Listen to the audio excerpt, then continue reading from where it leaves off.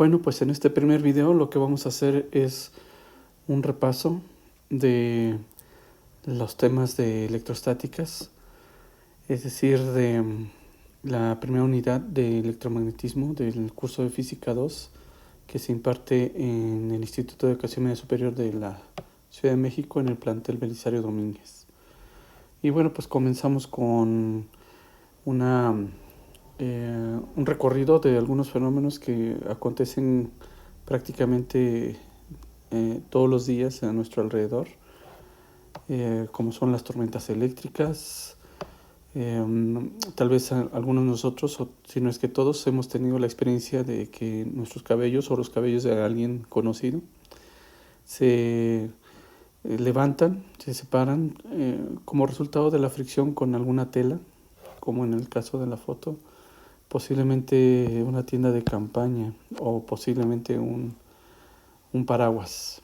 También pues tenemos la experiencia de que quizá levantarnos de la sala o caminar sobre alguna de las alfombras y al abrir la puerta nos da una descarga eléctrica manifestada por un chispazo. O quizá hemos hecho un experimento como este, que con un globo friccionado con nuestro cabello o con alguna prenda, lo acercamos a un chorro de agua y observemos que este se dobla. Sí, como que lo empuja. Hay algo allí en medio entre el globo y el agua que hace que el agua se doble o sea empujado. También podría ser un peine, no necesariamente un globo, y hace el mismo efecto. Eso sí, debe de hacerse sin tocar el agua. Bueno, tal vez hemos observado o jugado con nuestras mascotas que también su pelo ha sido electrizado, así se dice, de tal manera que por frotamiento pues algo pasa en los cabellos o en los pelos de los animalitos y también se levantan y se separan. Ahora, ¿qué tienen en común estos fenómenos naturales y otros no tan naturales? Es decir, como este que es obviamente deliberado, inducido, pero que son naturales porque pertenecen a la naturaleza de lo que nos rodea.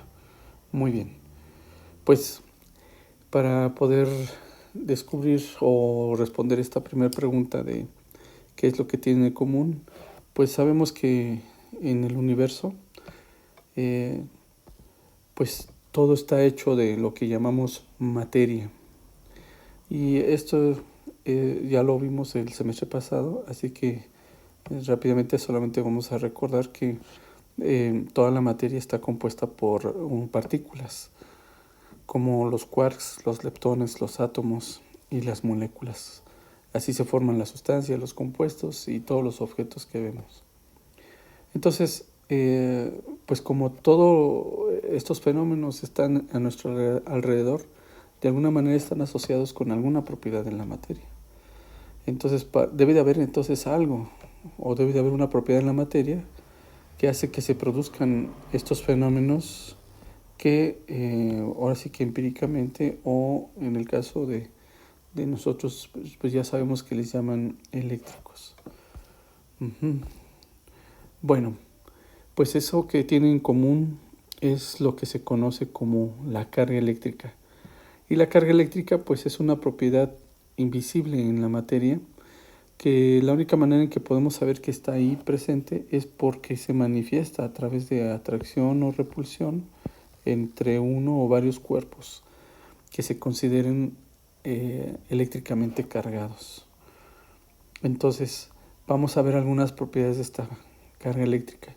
Así que como una primera aproximación en cuanto a qué es la carga eléctrica, pues solamente decimos que es una propiedad de la materia y vamos a empezar a describir o a conocer algunas de sus características y propiedades. Y la rama de la física que estudia la carga eléctrica en reposo se llama electrostática. Y pues o el desarrollo de la electrostática ha sido desde su descubrimiento con los griegos. Me refiero a el electrum, que ellos llamaron a aquella resina fósil que encontraron, que nosotros en español le llamamos ámbar, que es más o menos de un color transparente, que, de tono amarillento o que tiende hacia el naranja o hacia el café. Algo así como la botella de una cerveza. Bueno, ¿qué es lo que encontraron o descubrieron los griegos? Los griegos descubrieron que el electrón tenía la capacidad, al ser frotado, de atraer o repeler algunos cuerpos más ligeros, como el polvo, cabellos, la paja, etc. Muy bien. Pero no fue sino hasta varios siglos después, con Benjamin Franklin, que se empezó a conocer la naturaleza de estos fenómenos y empezó a llamarse, que era lo que ahora estamos llamando la carga eléctrica. Y esto fue a raíz de que pues los rayos y los relámpagos pues eran un fenómeno desconocido, ¿no? Hasta entonces, atribuible, dependiendo de la cultura y la civilización, a diferentes deidades.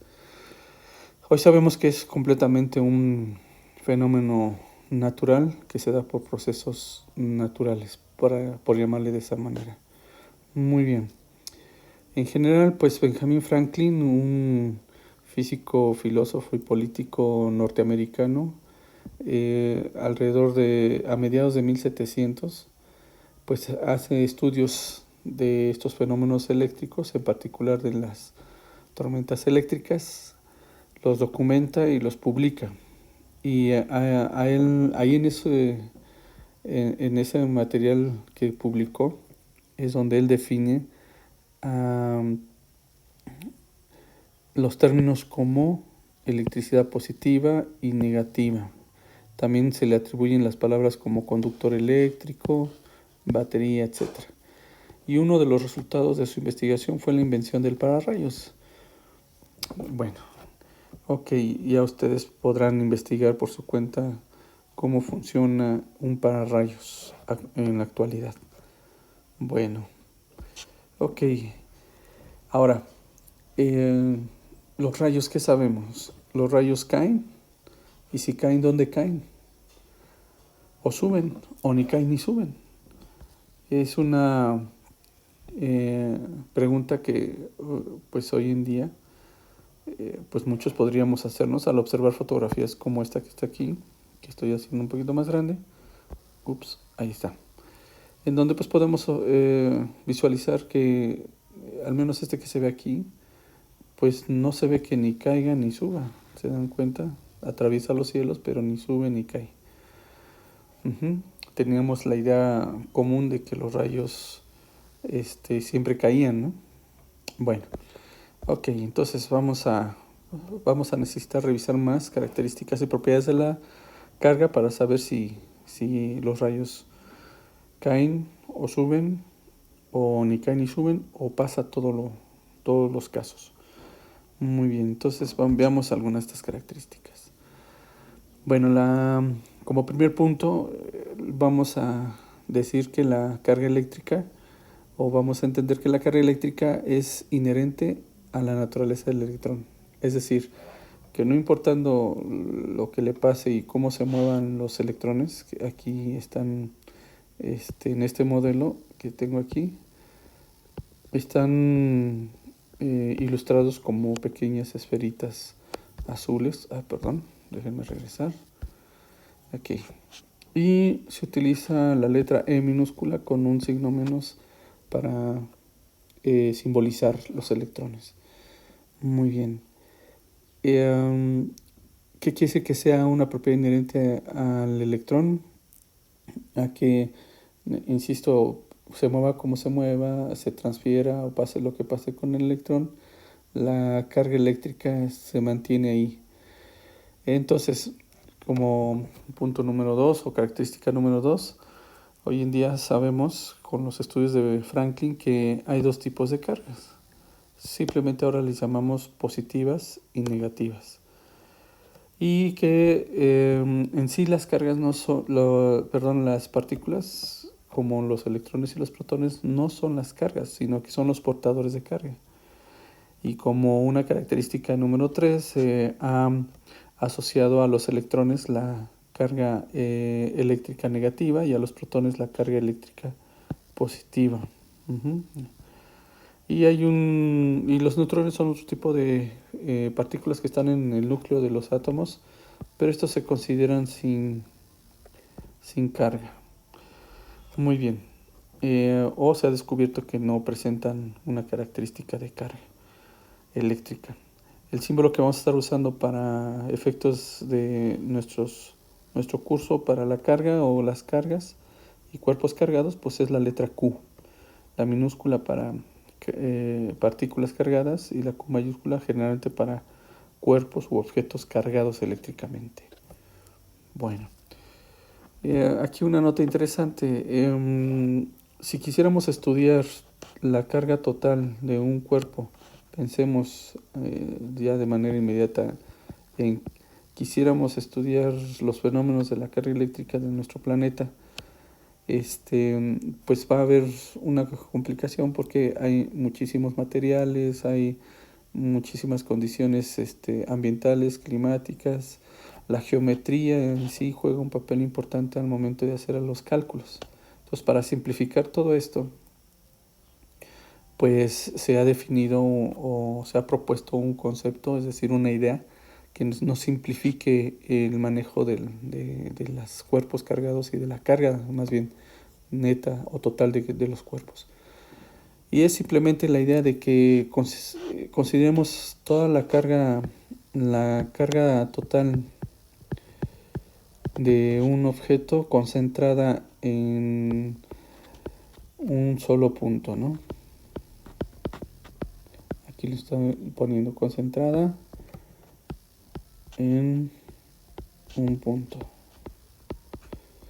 Pues a esta idea se le conoce como carga puntual y se simboliza con la Q minúscula también. Bueno, este es simplemente un modelo que nos permite pues simplificar y tener una idea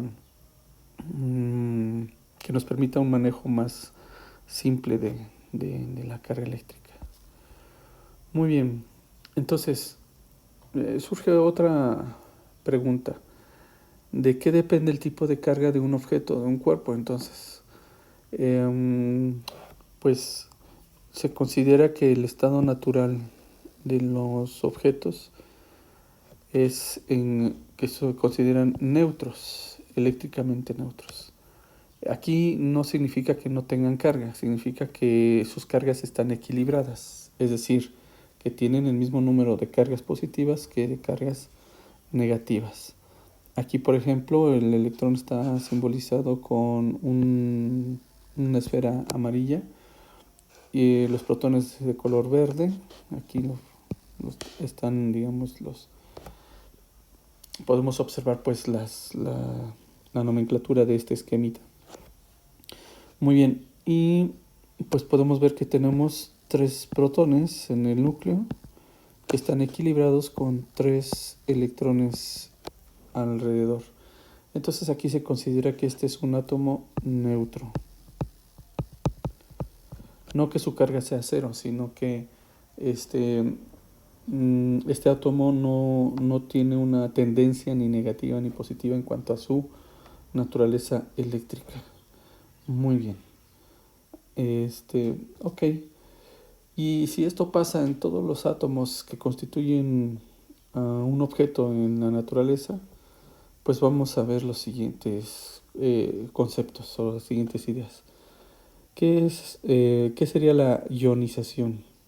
Cuando los átomos ganan o pierden electrones, entonces van a cambiar sus propiedades eléctricas.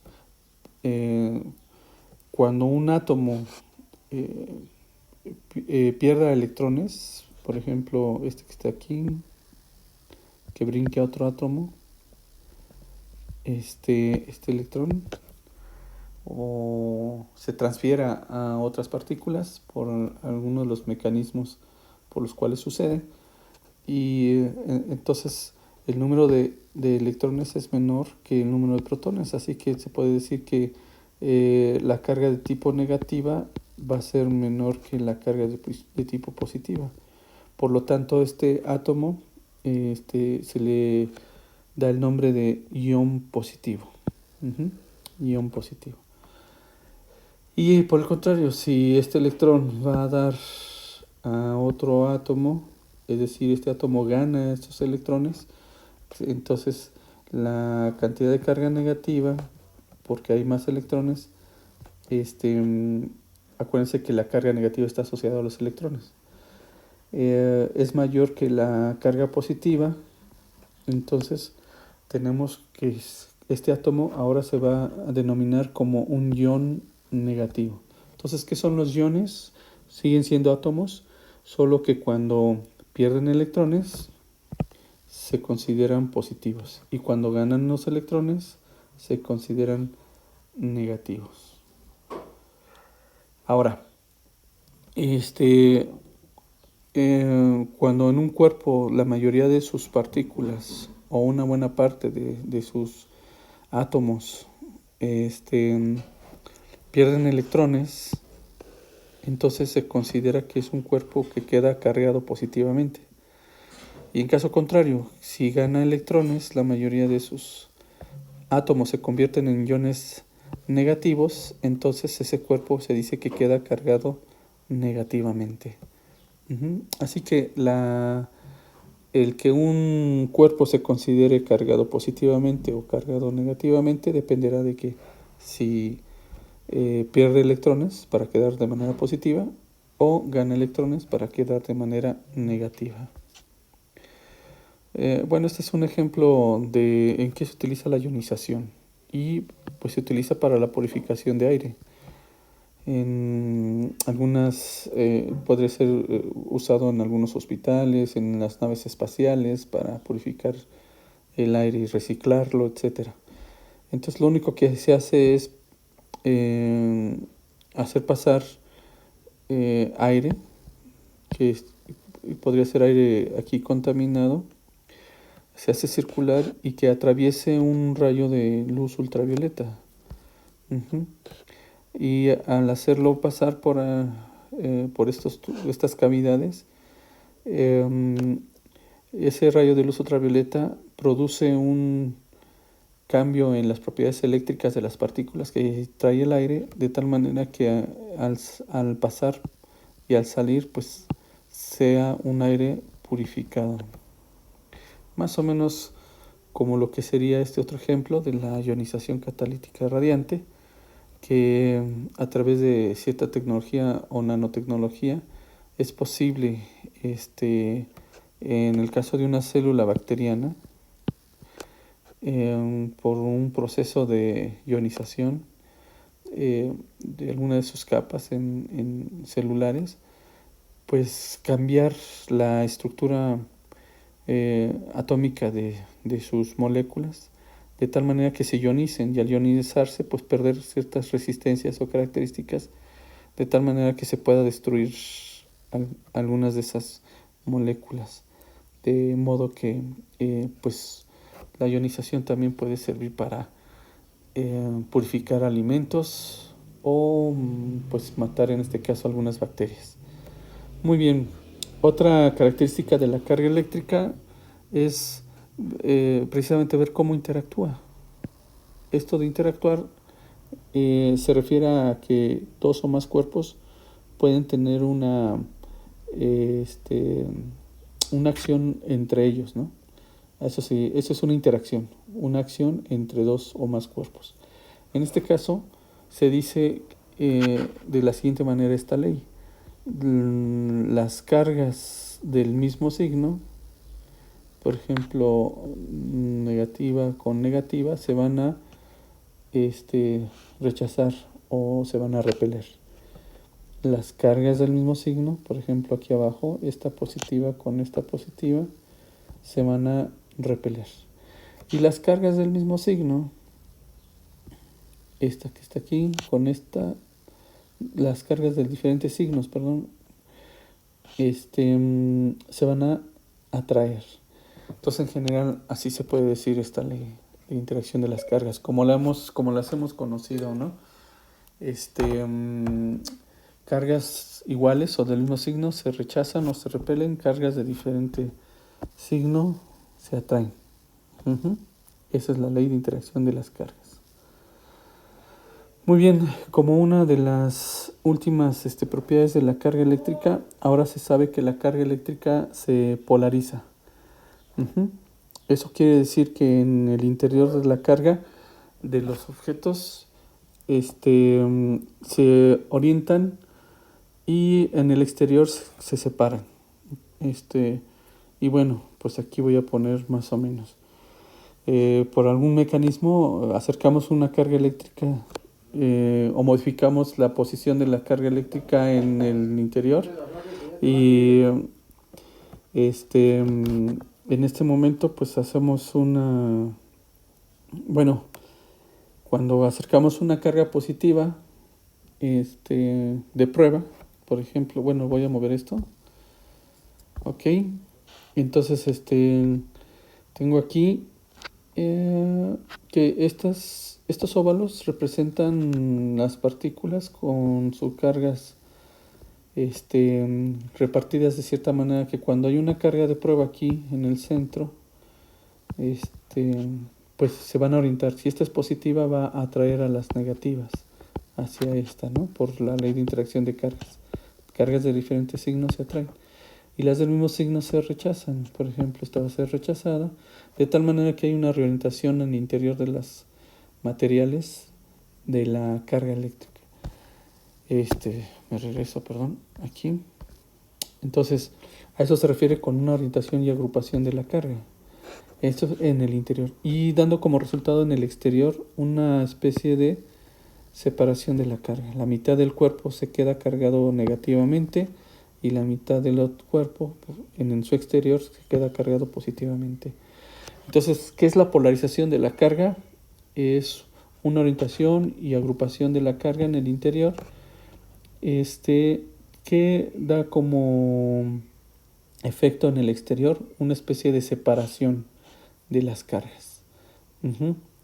Y eso es una polarización, la separación de la carga eléctrica dentro de un cuerpo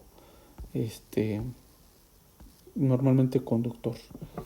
Bueno, vamos a dejar hasta aquí este video que solamente nos introduce al lo que es el concepto de carga eléctrica y sus principales propiedades. Continuaremos entonces en un siguiente video hablando de cómo se da ese proceso de carga y descarga de los cuerpos.